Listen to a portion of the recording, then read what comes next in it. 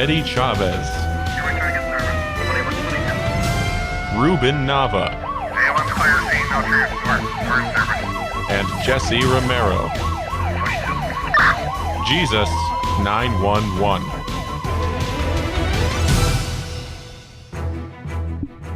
Soul Patrol two-man card, John 3:16 our call letters, Catholic Briefing and Intel. You got your two watch commanders here. Eddie, good morning. Hey, good morning. I was just thinking, whenever Virgin Most Powerful ends up going to a television show, we're going to have to start off each session with all three of us saying we're reporting for duty, sir. I love it. Hey, we're here to give you Catholic Briefing, Catholic Intel. As Sergeant Joe Friday used to say, just the facts, just the facts. Just the facts. And we want to prepare all you guys to hit the streets and evangelize. That's what it's all about. Get to heaven. Get as many people to heaven as possible. This is warfare. We are in a time of war. Let's deep I'll just put it out there. Yeah. Again, that's it. I mean, I'm not going to soft pedal it. This is warfare right now. And let's roll up our sleeves and become holy or die trying. Eddie, good article by Monsignor Charles Pope. He's probably one of the best priest bloggers out there today. Yeah, definitely. He's got a great article here. It talks about what is the deepest root of sin. And he says, it's not in your wallet, and it's much closer than you might think. So, I mean, I guess if you ask a bunch of your friends, so what's the deepest root of the sin you have? Monsignor Pope says, your friends will probably tell you, they'll say, number one, I don't know. Or they'd probably say, the worst sin that we have is the love of money because that's the root of all evil, according to St. Paul. Or you probably get a third answer. Somebody who's a little bit sharper theologically would say, the deepest root of sin is concupiscence. But he has another opinion about this, and I think he's spot on, Eddie. I think he's spot on. Yeah, Jess. The money has people can say some things about the desire for money. That is an essential, but there's things that go beyond that are more into spiritual warfare, etc., that we're going to discuss today. Yeah, and it's interesting because I've always heard in theology that one of the reasons that most people will go through purgatory is because most people, even when you die in a state of grace, you still have what's called disordered self-love. I've heard that all my life from some of the great minds of the church. And that's exactly what Monsignor Charles Pope talks about. Yeah, exactly. That's the worst sin that we deal with, is that we love ourselves too much.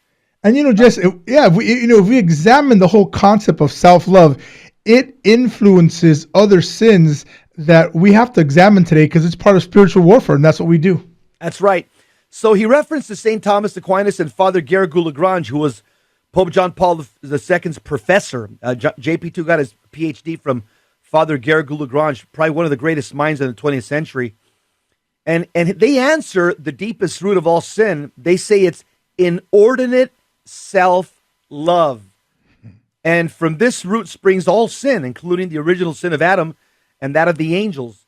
And it is true that our fallen condition is intensified by the problem of inordinate self-love, but the possible temptation to it was there before, as these two great minds said, with Adam and Eve, and also with the fall of the angels. Yes, I think that this particular concept of self-love, in past generations, it was visible. It was something that some people were tempted with, but I think right now, with the millennials, it's on steroids. Man, I'll tell you what, it was in its infant stages. However, now this thing has reached its peak and it's become the top tier of sin, or at least the origins of sin in the 21st century.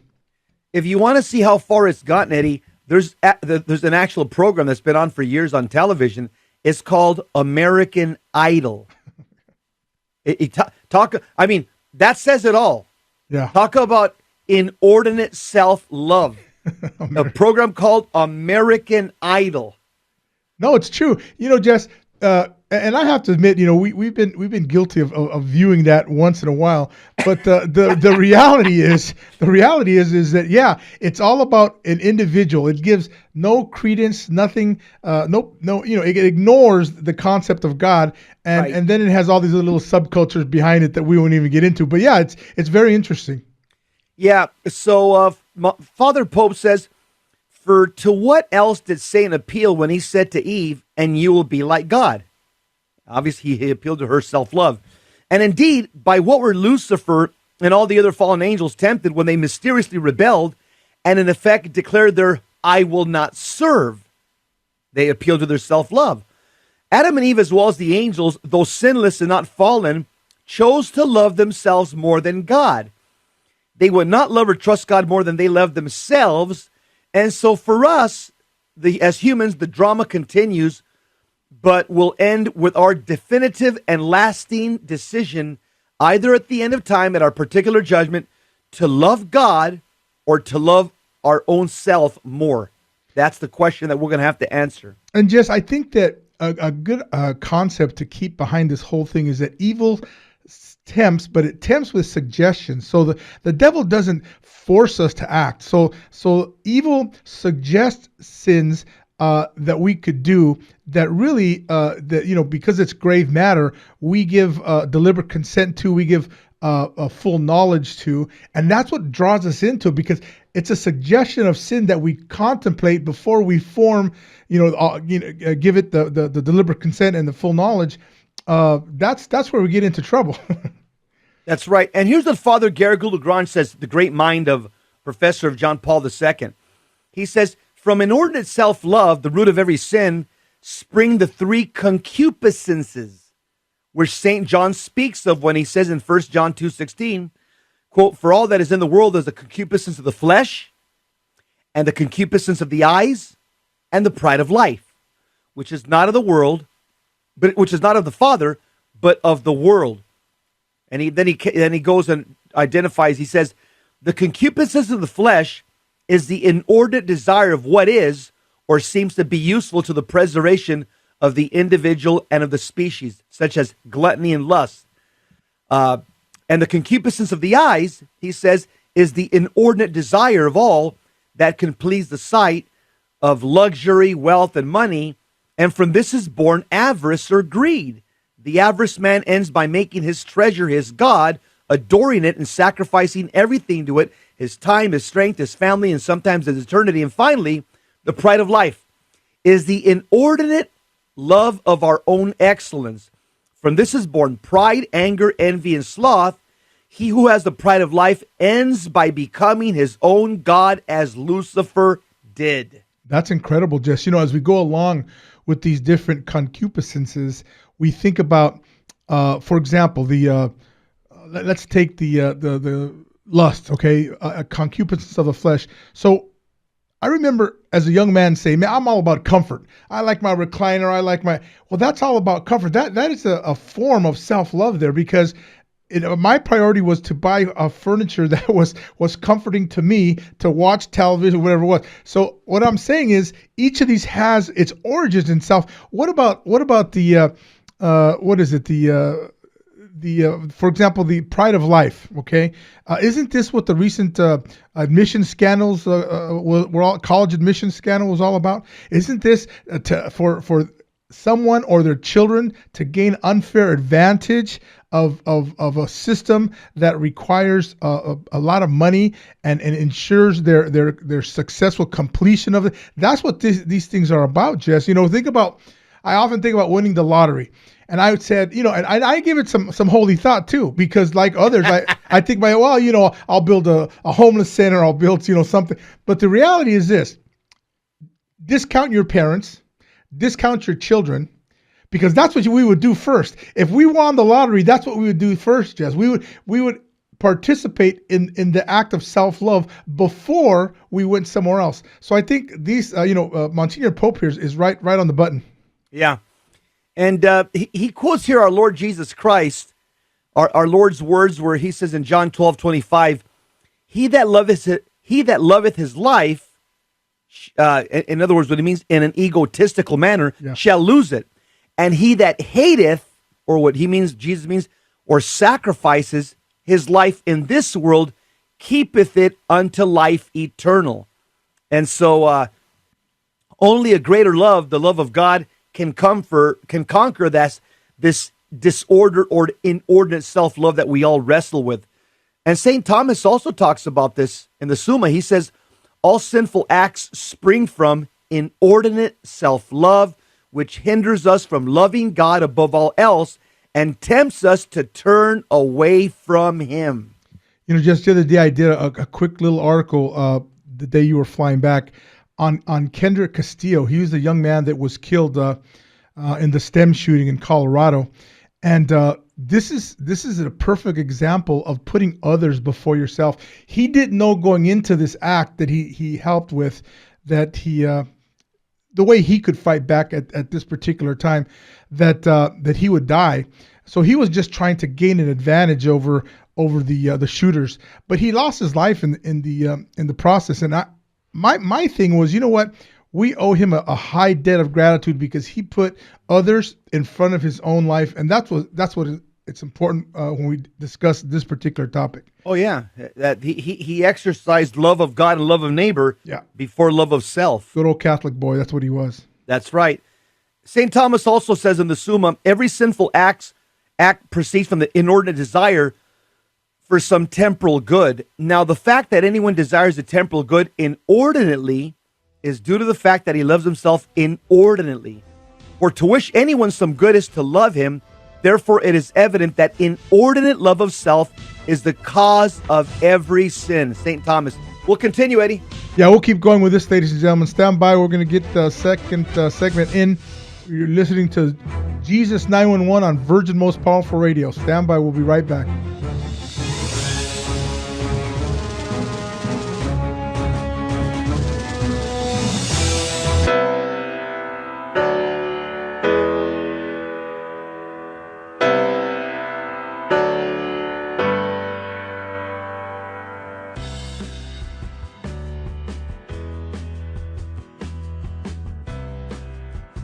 This is Terry Barber inviting you, all the men, to a men's conference June 15th at the Sacred Heart Chapel. This is going to be a day where we're going to talk about true masculinity. There's a problem in the Catholic Church today. We have very few men who love the Catholic faith.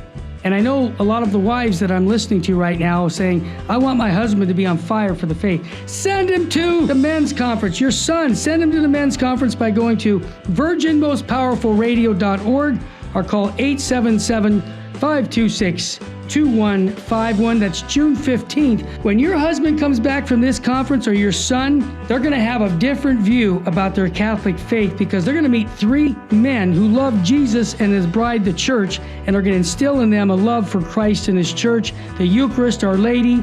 Bring them to virginmostpowerfulradio.org. Sign up there or call 877-526-2151. Full sheen ahead. It is only because of your continued prayers and generous donations that Virgin Most Powerful Radio can broadcast live each weekday. We count on your spiritual and financial support because you understand the urgent need for Catholic programming that shares the gospel with clarity and charity, but without compromise. Please prayerfully consider becoming a monthly donor. You can set it up with the touch of a button on our website, catholicrc.org.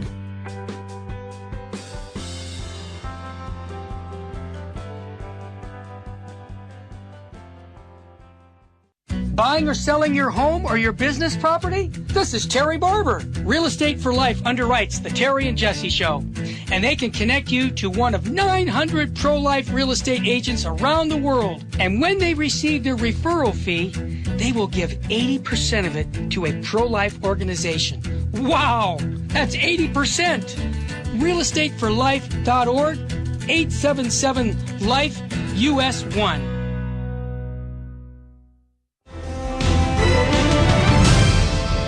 Now, back to Jesus 911. If this call is not an emergency, dial 888-526-2151. Blessed are the peacemakers, for they shall be called the children of God. Matthew chapter 5, verses 9. This program is First Responder Catholic Radio. Three retired cops here from Los Angeles, and we're talking about, as Ruben says, if you stay ready, you don't have to get ready. And that's exactly what we're trying to prepare you guys, getting you guys prepared for the battle, because that's what life is. Life is a battle, and we've got a battle to save our soul, the soul of our family, the soul of our church. Eddie, we're talking about a very good topic. What is the deepest root of sin by Monsignor Charles Pope? Probably one of the best Catholic priest bloggers out there today. And he also talks about, he also says, to the objection that Scripture says, for the love of money is the root of all kinds of evil, 1 Timothy 6:10. He quotes St. Thomas here. And St. Thomas Aquinas in the Summa says this: the desire of money is said to be the root of sins, not as though riches were sought for their own sake, as being the last end, but because they're much sought after as useful for any temporal end. And since a universal good is more desirable than a particular good, they move the appetite more than any individual goods, which along with many others can be procured by means of money. In other words, what he's saying is money is desired as a means, not an end, not for its own sake, but as a means to indulge inordinate self-love. Take a case in point, Chapo Guzman. I could name many other people.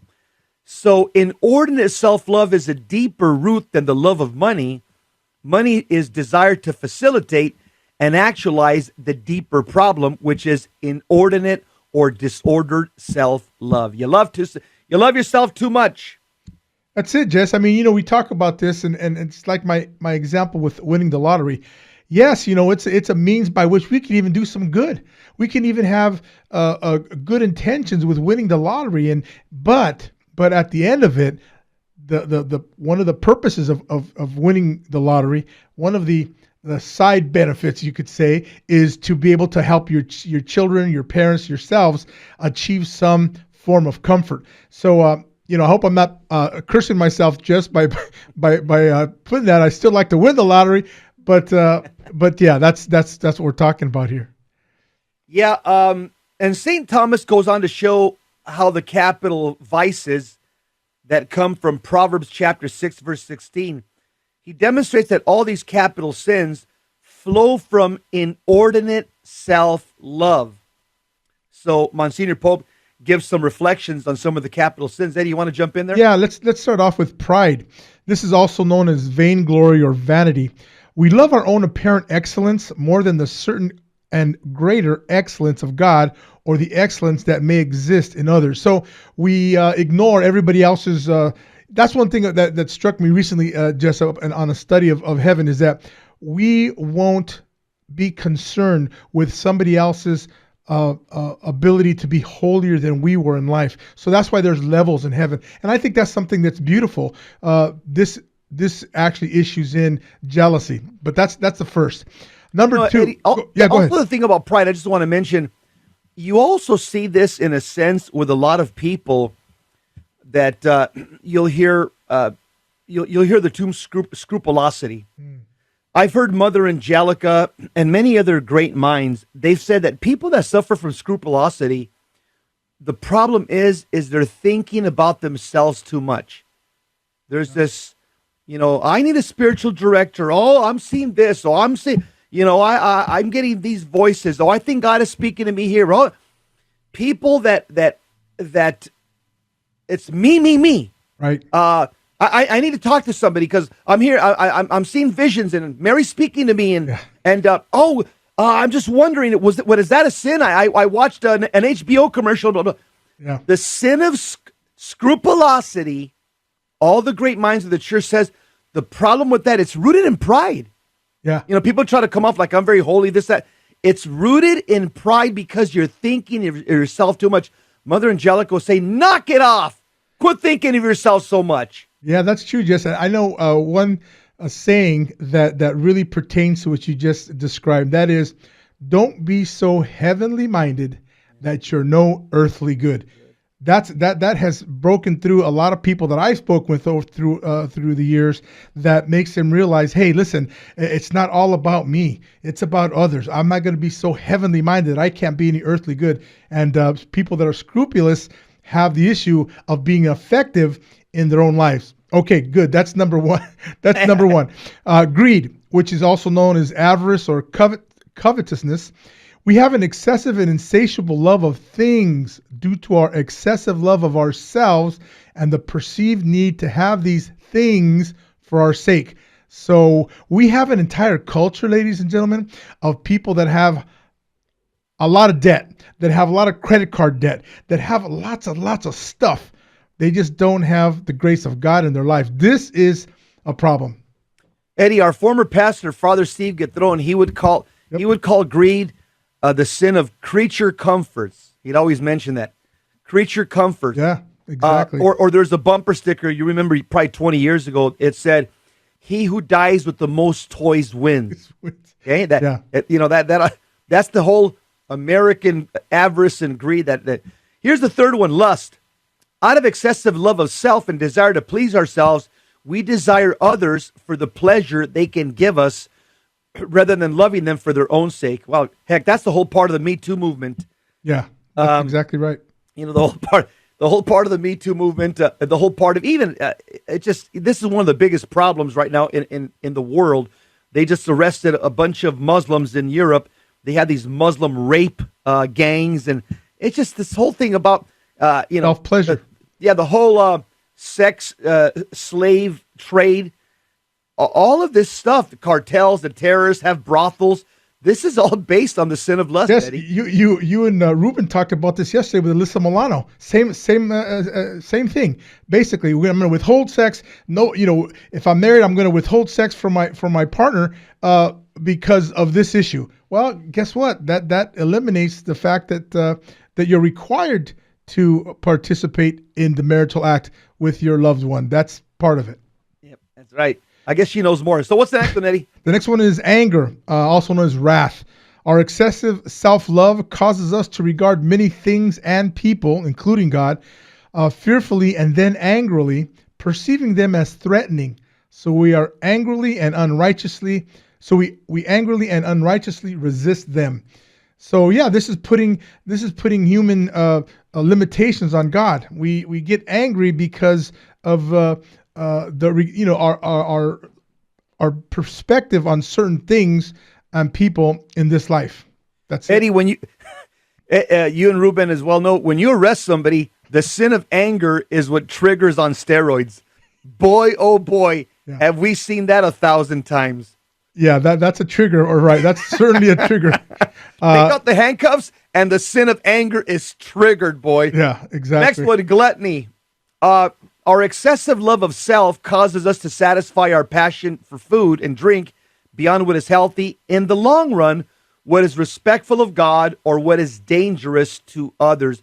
I think gluttony, Eddie, is kind of one of the easiest sins to fall into as Americans. I mean, the refrigerator is just so close to us, and it's just easy to just walk over there and just be snacking every now and then. I think that one is an American sin.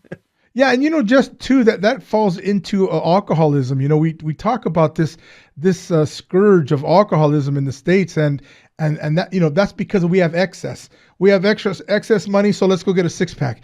Let's stock the refrigerator with beer. And this is something that is destroying a lot of marriages, just a lot of relationships that would otherwise, without that, would be manageable. But because of that, you can't even get a priest to look into a spiritual warfare problem because you have drugs or alcohol involved in the relationship that has to stop before these things can begin. That's a perfect example too. That's right.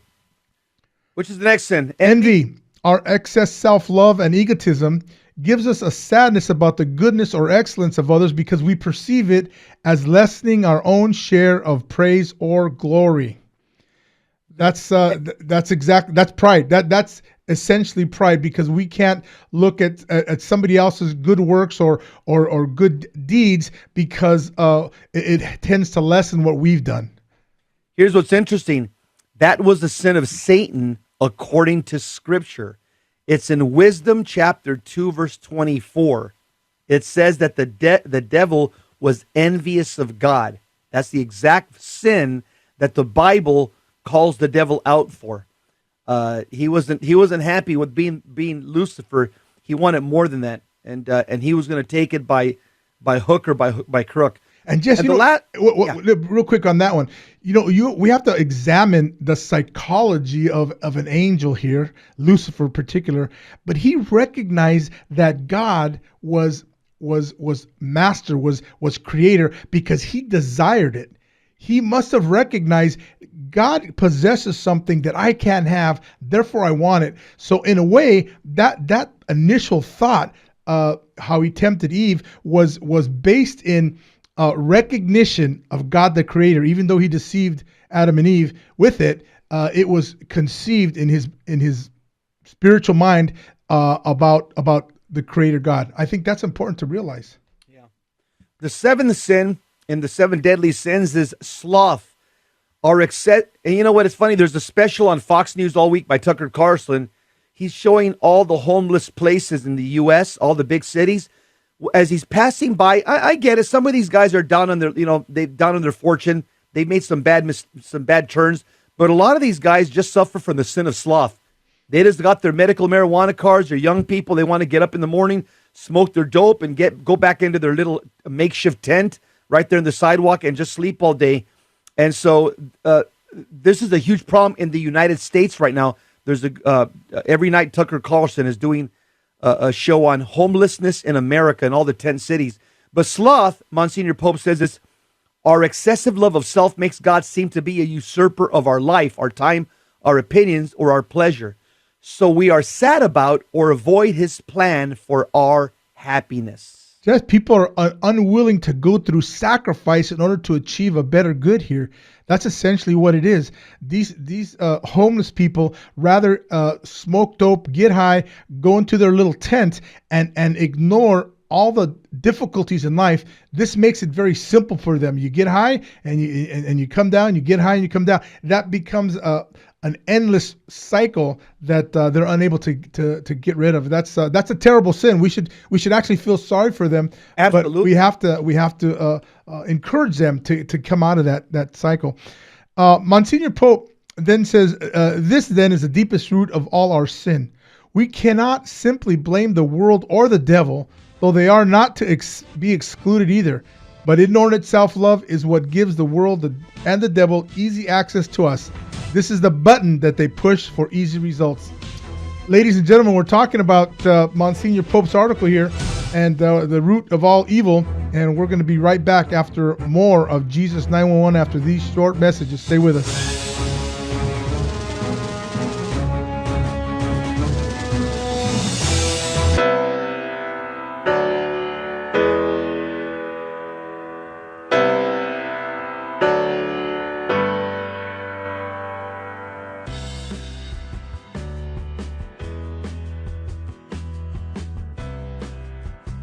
This is Terry Barber inviting you, all the men, to a men's conference June 15th at the Sacred Heart Chapel. This is going to be a day where we're going to talk about true masculinity. You know, there's a problem in the Catholic Church today.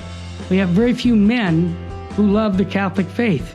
And I know a lot of the wives that I'm listening to right now saying, I want my husband to be on fire for the faith. Send him to the men's conference. Your son, send him to the men's conference by going to virginmostpowerfulradio.org or call 877-526-2151. That's June 15th. When your husband comes back from this conference or your son, they're going to have a different view about their Catholic faith because they're going to meet three men who love Jesus and his bride, the church, and are going to instill in them a love for Christ and his church, the Eucharist, Our Lady. Bring them to virginmostpowerfulradio.org. Sign up there or call 877-526-2151. Full sheen ahead. It is only because of your continued prayers and generous donations that Virgin Most Powerful Radio can broadcast live each weekday. We count on your spiritual and financial support because you understand the urgent need for Catholic programming that shares the gospel with clarity and charity, but without compromise. Please prayerfully consider becoming a monthly donor. You can set it up with the touch of a button on our website, catholicrc.org.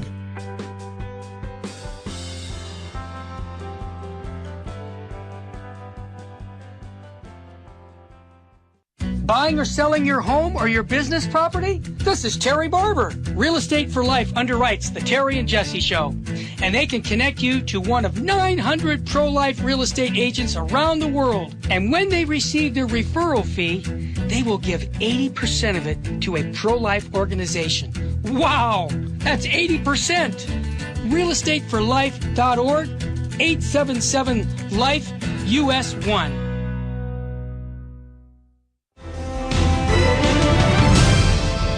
Now, back to Jesus 911.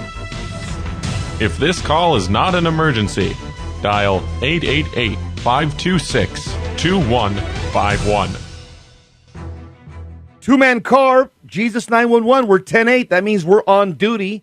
We're on duty for calls. If you have a question, comment, opinion, call up 888-526-2151. Dispatch is open, ready to take your calls. We are three retired cops proclaiming the Catholic faith with clarity, with charity. And we're talking about something that's at the root of all sins. We all wonder, what is the root of all sins? Monsignor Charles Pope, I believe he nails it. He says that the root of all sins is inordinate self-love. And he's demonstrating that even all the 7 deadly sins mentioned in the Old Testament, they all stem from inordinate self-love. You know, I used to always hear Father John Carapi, as he used to go through his Catechism of the Catholic Church series verse by verse, he would use that phrase often. That was one of his favorite phrases. I know where he borrowed it from. He borrowed it from Father Garrigou Lagrange and St. Thomas of Aquinas. And he used to always talk about it as he goes verse by verse, that is the human problem, is that we love ourselves too much, and that's why we fall into these other sins. Eddie, you want to wrap up that article? Sure. It says the source of sin is a lot closer and far more subtle than we imagine. Only a greater love, the love of God, can conquer self-love. And thus the greatest commandment is this: you shall love the Lord your God with all your heart, with all your soul, and with all your mind. This is the first and the greatest commandment. And the second is like it: love your neighbor as yourself. All the law and the prophets hang on these 2 commandments. That's Matthew 22. And just this is it. The only thing to cure self-love is the love of Christ. That's it. And other than that, we get into a lot of trouble because of loving ourselves, and we form that into different ways. And that was the intent of this whole article by Monsignor Pope. It's a great article. I'll give you 3 examples that affect men to wrap up this article. An alcoholic, a guy that has to go drink every day, has to go hit the bar every day and drink. Why does he do that? Because he doesn't love God. Okay, he loves himself so much that he wants to make himself feel good. So all he cares about after work is, I need pleasure. I need to be satiated. I need to feel good. So I'm going to drink every day. So his love for himself, this inordinate self-love, to feel the pleasure of intoxication, by far outweighs his love for God. Okay, he won't give God the time of day. He may think of God as a passing thought, maybe on Christmas or Easter Sunday, but he's more concerned with the love of himself, that by golly, he's going to go and drink every day because he wants to, get those endorphins kicking. And here's another example: those who use drugs every day. What's their problem? Again, inordinate self-love. I want to feel good. I want to trigger the serotonin and dopamine and endorphins and those chemicals in my brain. I want to feel good. I don't want to feel pain. I want to feel transcendent. I want to have these delusions, hallucinations. I want to feel, just have this out of this world experience. And so their love for their pleasure exceeds their love that they may have for God. You look at this is lust. Yeah. I'm gonna go and buy guys that buy prostitutes every weekend. Guys have told me. Why do you do that? Just who was was going to liturgy on Sunday? Yeah, exactly. Who was it just that mentioned? It was a saint. I think maybe it was Fulton Sheen. I'm not sure, but he said, "Show me a man that knocks on the door of a brothel, and I'll show you a man looking for God." Who was that? That was G.K. Chesterton. Oh, Chesterton. Okay, yeah, I was wondering who. Because that's essentially what we're saying here. They're looking through God through self-love ways, and it just doesn't work out. Correct. Yeah, that was that was the summation of this article. Yeah. Eddie, I want to just move on to something else, which is something that I don't have personal knowledge of. So I had to read about it last night. I watched a few YouTube videos, and I found a pretty good article that I think, obviously, as a Catholic, it lines up, it squares with my way of thinking. It's called "Should Catholics Watch the Game of Thrones?" And I want to share this article that I'll give you my thoughts. I think the article says most of what I would lean on saying anyhow. So I won't get too caught up in the weeds. I'll just jump. The series Game of Thrones, and I'm just mentioning this because some people have emailed us, hey, can you guys talk about the Game of Thrones? So Right. Here you go. Yeah. Okay. The series Game of Thrones, this HBO series, it's based upon A Song of Ice and Fire, which are fantasy novels written by George R.R. Martin. And the story has several plot lines, with the main story centering around the Iron Throne of the Seven Kingdoms of Westeros. Okay, obviously these are places that don't exist. This is fiction. Okay, and the various conflicts among the noble families who are either vying for the throne or fighting for independence from it. Another plot line involves the last descendants of the realm's deposed ruling dynasty who are plotting a return, such as Princess Daenerys, who's growing up on another continent. And a third storyline follows a special military order called the Night's Watch, which is dedicated to protecting the Seven Kingdoms from ancient threats. Now, the show's attracted the show has attracted record viewership on HBO. It doesn't surprise me. Yeah. It has complex characters and it has it has a complex storyline. But why is it attracting so many viewers? Why? Well, I'll tell you why.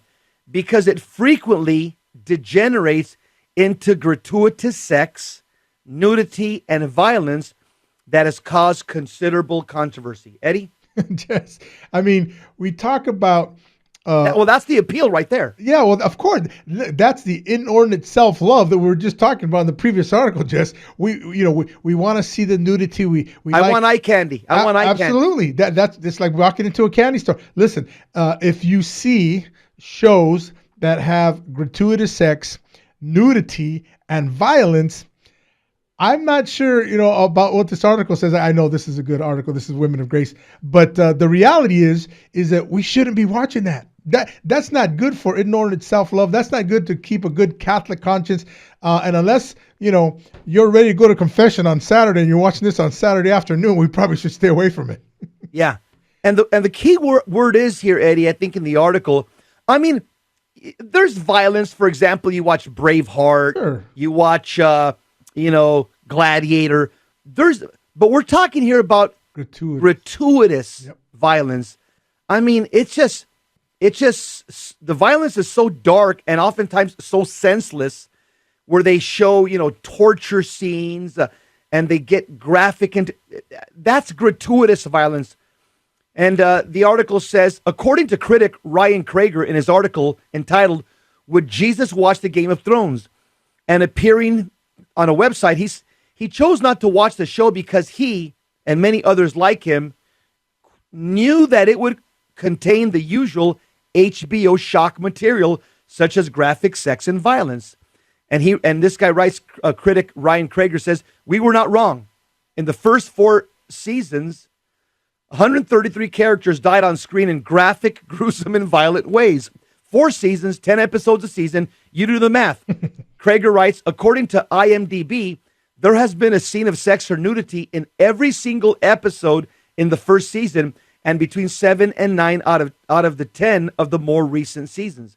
He says some of this violence, such as a particularly gruesome rape scene, was so bad that Missouri Senator Claire McCaskill stopped watching the show, and she had good reason.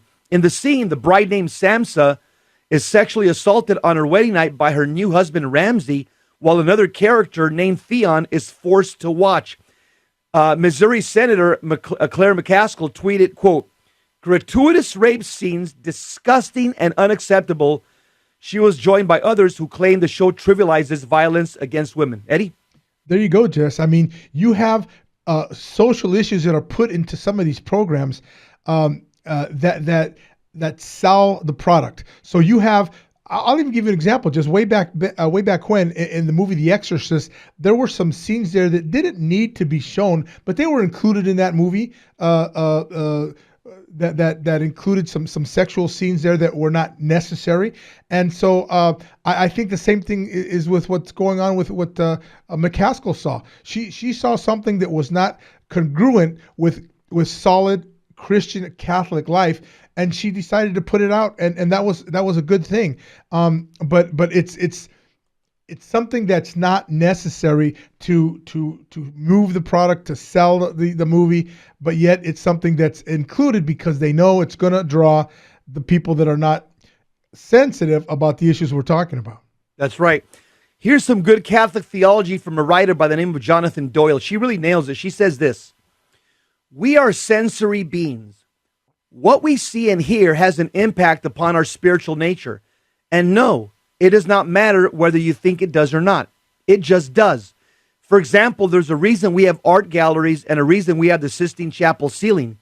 Beauty is an essential aspect of what it means to be human, because beauty is one of the three transcendentals that constitute what is taking place in the heart of the Godhead. Within the very essence of the Trinity exists truth, beauty, and goodness in their ultimate and full expression. So in this life, the degree to which we expose ourselves to truth, beauty, and goodness will strongly impact our relationship with God and our ability to experience Him in daily life. You contemplate beauty, you get closer to God. You watch the Game of Thrones, you get the opposite. Great analysis. Yeah, that was great analysis. That's right awesome. there. Jonathan Doyle. That's amazing. And Jess, why would a parent, even if they're able to explain some of these things away, why would a parent want to ruin the potential life of their child by allowing them to watch this? That's what gets me. Or children are going to watch this essentially anyway. So why without the guidance of their parents are going to see this anyway. So why do that when the potential things that people will have in their life, the relationships, etc., are going to be marred by what they view on this? Because we all know, just the millennials, they kind of attach truth with some of these fictional characters and places, and so we have to be very, very careful about that, about educating our children what to watch and what to avoid. Ladies and gentlemen, we're going to be right back on Jesus 911. Stay right with us. Don't go away.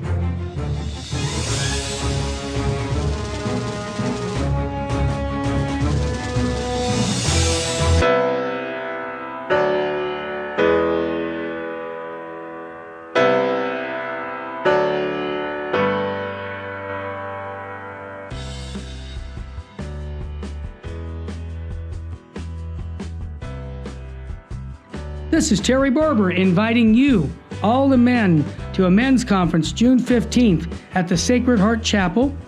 This is going to be a day where we're going to talk about true masculinity. There's a problem in the Catholic Church today. We have very few men who love the Catholic faith.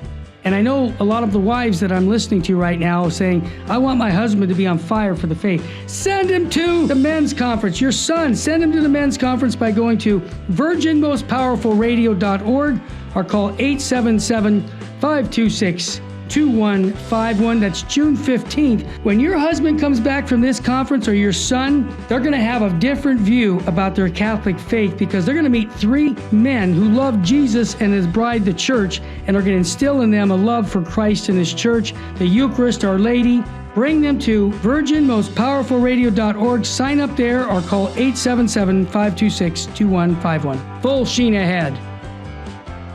It is only because of your continued prayers and generous donations that Virgin Most Powerful Radio can broadcast live each weekday.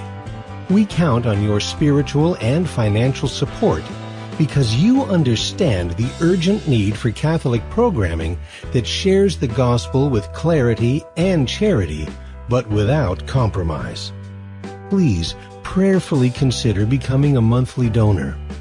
You can set it up with the touch of a button on our website, catholicrc.org.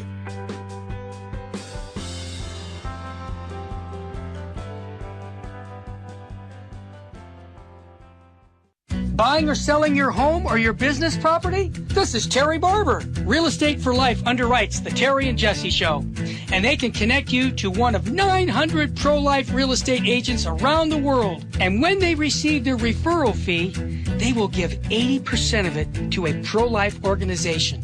Wow, that's 80%. realestateforlife.org, 877-LIFE-US1.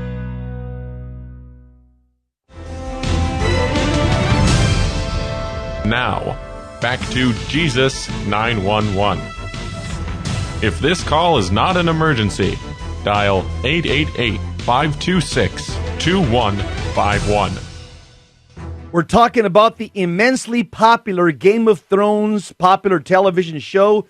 It's been airing for several seasons on HBO.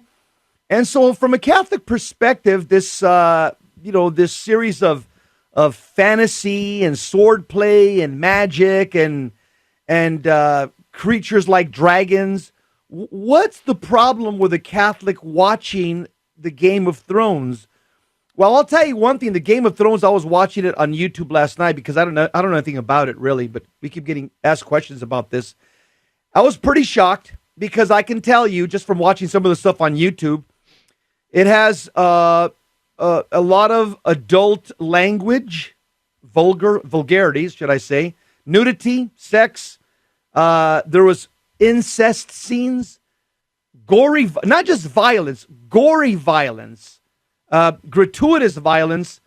And as a Catholic, this lady that wrote Jonathan Doyle, she says, talking about the transcendentals, goodness, beauty, and truth, she says, the Game of Thrones strikes out on all three transcendentals. Number one, the Game of Thrones is not true in the sense that its depictions of sexuality and human intimacy do not conform to the truth of human sexuality as an exclusive gift by which spouses make a mutual self-donative gift of love in harmony with the self-giving essence of the Trinity. Number two, Game of Thrones is not beautiful. The scenes are awful. And number three, this article says, and it ain't got the market cornered on goodness either. So the article says this, Jonathan Doyle, writing for Being Catholic, her criticism of Game of Thrones, she says, it strikes out in all three. There is no goodness, there is no beauty, and there is no truth. And we know that these three transcendentals lead us to the heart of God. Eddie? Just, we should understand as understanding faithful Catholics that the draw to all these things that she's talking about here, the draw that are not goodness, truth, and beauty are because of our concupiscence. This is the reason for it, because we want to see things that are naughty. We want to see things that we don't necessarily need to view, but yet we desire it. So that's concupiscence. If you have a desire. Now, I'm like you, Jess. I didn't know too much about Game of Thrones before, looking at this article yesterday. But I could see a lot of our viewers, a lot of the YouTube viewers are saying they don't watch much of TV anyway, and they're not watching Game of Thrones, certainly. So kudos to them, and stay away from these types of shows that focus on the margins of life, because this is not even an actual place. This is not even a reality. But in this fantasy, Jess, you have things that still exist, like incest. Well, why do things like that? Yeah, exactly. Why do things like that have to be pushed in this? Why can't they have a fantasy land where everything is truth, goodness, and beauty? I guess that wouldn't sell too many copies there. Yeah, I guess not. I guess the series wouldn't be running for so long. Yeah. The article ends at the end. Sophia Feingold, she writes for the National Catholic Register. They're the good guys, not the bad guys, not right. The National Catholic Reporter. Those are the bad guys. Yeah. Sophia Feingold, she says, the question is not, may I watch the Game of Thrones, but more importantly, what good does it do to me to watch the Game of Thrones? Right. And I think the answer to that important question is rather obvious.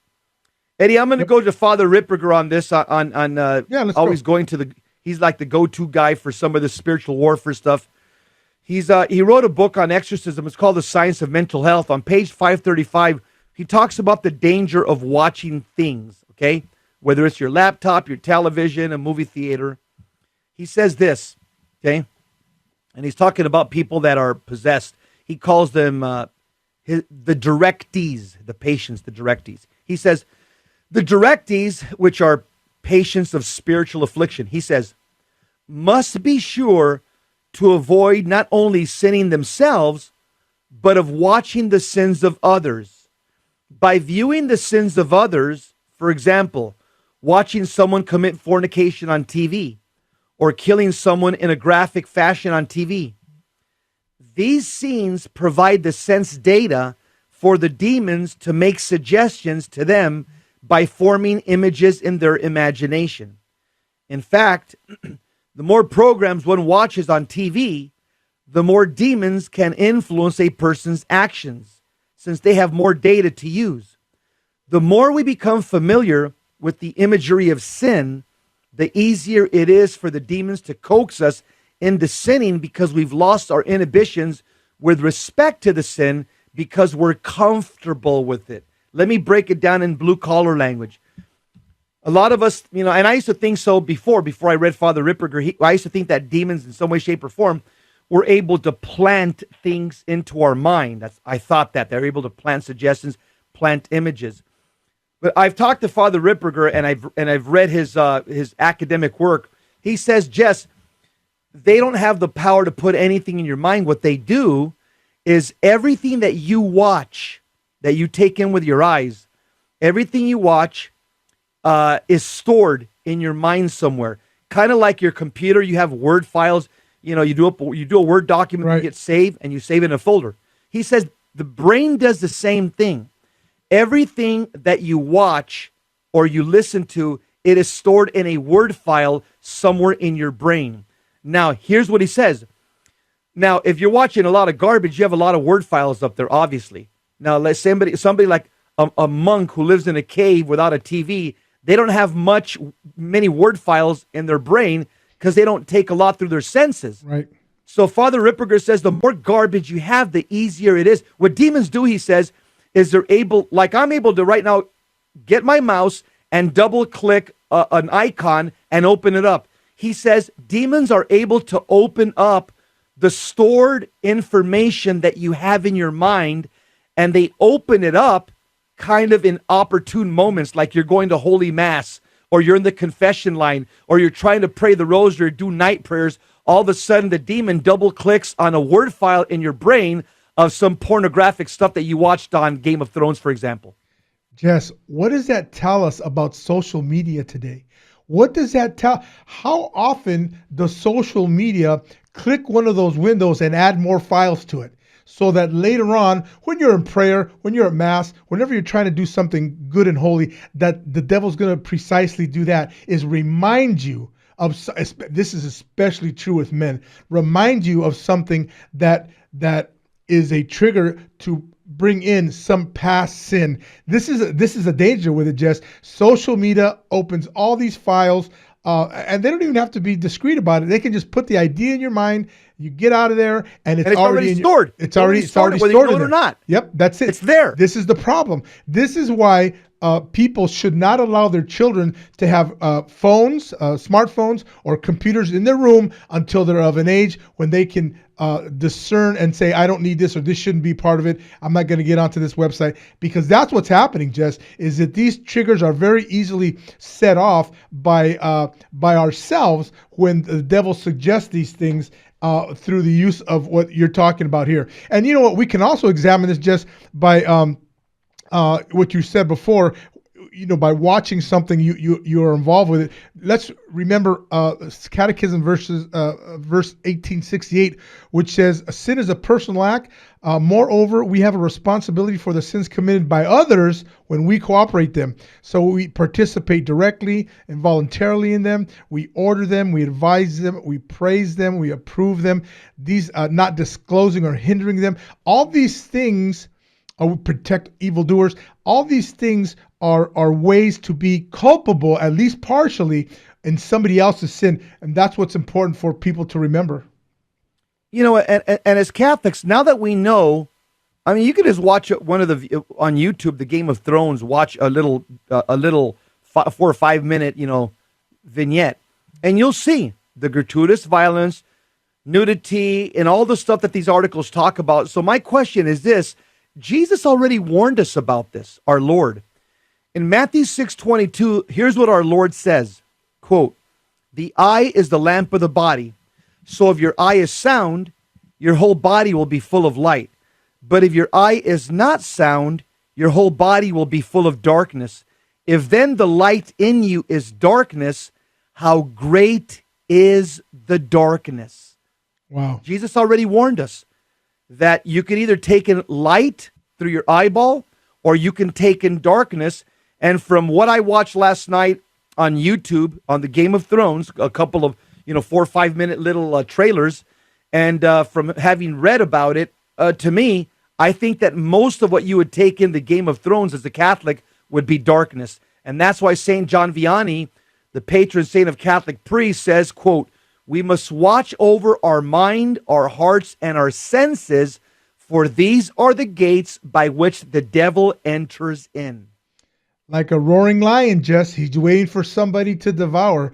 This is the issue. The issue is being cognizant, being aware, and being able to enact that knowledge within our lives that allows us to avoid some of these things. Like you said, Jess, it seems overwhelming. It seems like, oh my gosh, this overpowering darkness that the Lord talks about. Well, guess what? One candle will illuminate an entire room if you light that candle. That's the important part. We have to remember priests. I remember Father Crappie saying, you can light a single candle and illuminate an entire room. Why darken it by the view of these things or other social media issues? This is what we're talking about today. We're talking about doing things in our life that improve truth, goodness, and beauty. That's it. That's right. Remember, this is the month of Our Lady, the Blessed Virgin Mary.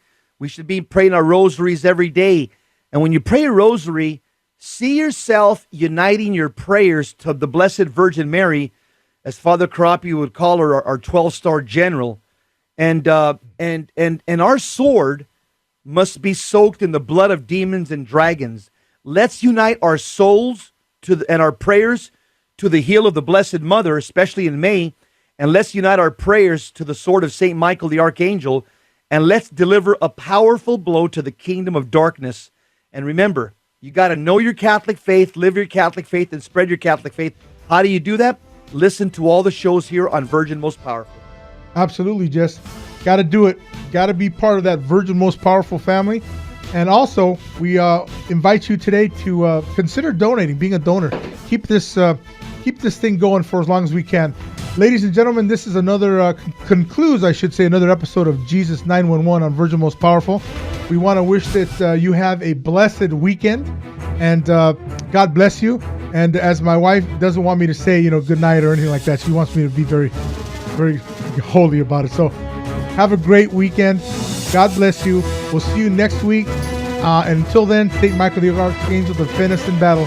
God bless you. Take care.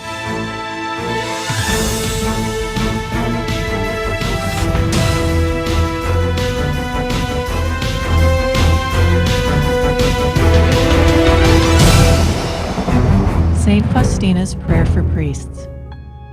O my Jesus, I beg thee on behalf of the whole Church, grant it love and the light of thy Spirit, and give power to the words of priests, so that hardened hearts might be brought to repentance and return to thee, O Lord. Lord, give us holy priests. Thou thyself maintain them in holiness.